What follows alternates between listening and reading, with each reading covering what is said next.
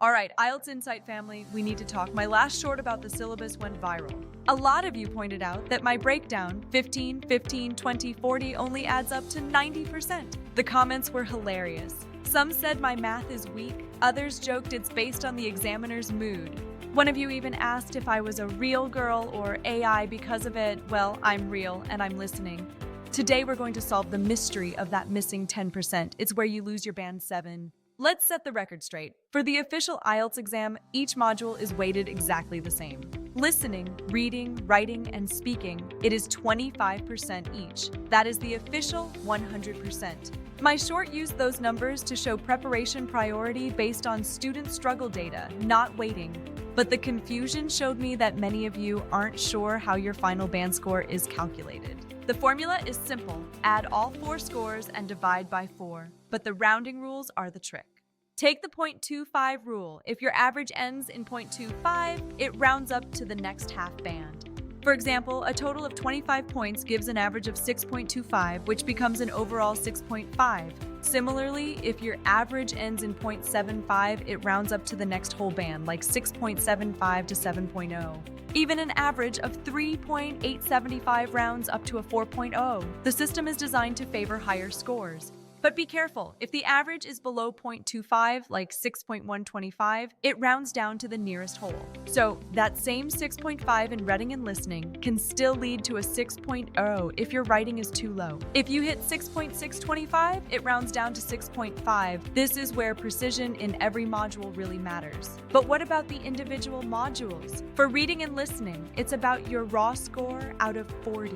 To get a band 7 in listening, you need 30 correct answers. Just one less can drop you to a 6.5. Now for the subjective parts, speaking and writing. Is it really about the examiner's mood? It feels that way when you're stuck at 6.5, but the missing 10% is in the descriptors. Every examiner uses these public band descriptors. They have 4 criteria, each worth 25%. Task response, coherence and cohesion, lexical resource, and grammatical range and accuracy. Let's look at lexical resource, your vocabulary. Band 6 is adequate, but Band 7 is precise. A Band 6 writer says bosses. A Band 7 writer uses employers for better academic style. Stop using good or bad. Use advantageous or detrimental. That is the precision examiners want. It's also about collocation. Traffic congestion sounds natural. Ka many does not. You commit a crime, you don't make a crime. These small slips keep you at a Band 6. Now, grammatical range and accuracy. Band 6 has noticeable errors. Band 7 is controlled.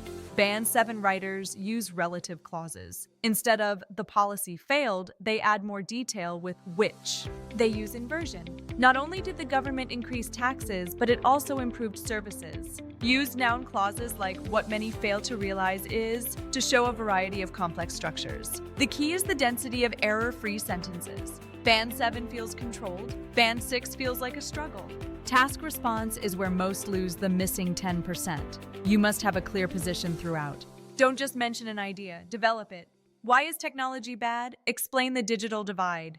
Cohesion shouldn't be mechanical. If every sentence starts with firstly or secondly, it's a Band 6. Link your ideas naturally using referencing. This issue or such developments keeps it flowing. In speaking, the missing 10% is often your fluency and coherence. It's not about speed.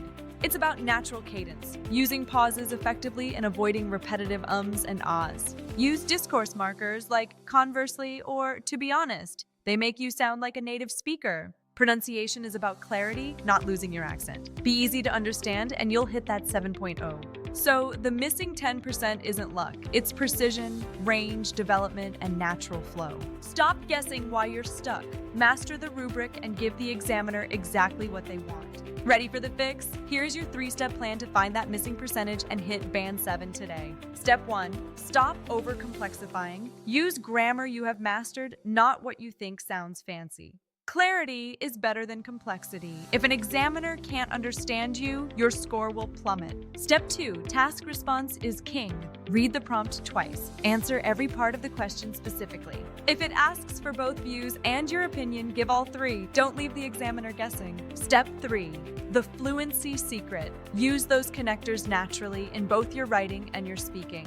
Connectors like moreover and as a result guide the examiner through your logic effortlessly. No more math errors. The goal is 100% clarity in every single word you write and speak. Now you know where that missing 10% was hiding. It's time to go out there and claim your score. I've put together a free score calculator guide in the description so you can track your own progress. Go download it now and start calculating your way to success. It's completely free for our community. If you've ever felt an examiner was in a bad mood, tell me your story in the comments below. I'll be replying to as many as I can. Let's turn those bad experiences into learning moments. Don't forget to like this video if it cleared things up. It really helps the channel reach more students. And subscribe to IELTS Insight for more masterclasses. We have new content coming every week. See you in the next one, and good luck with your preparation. You've got this.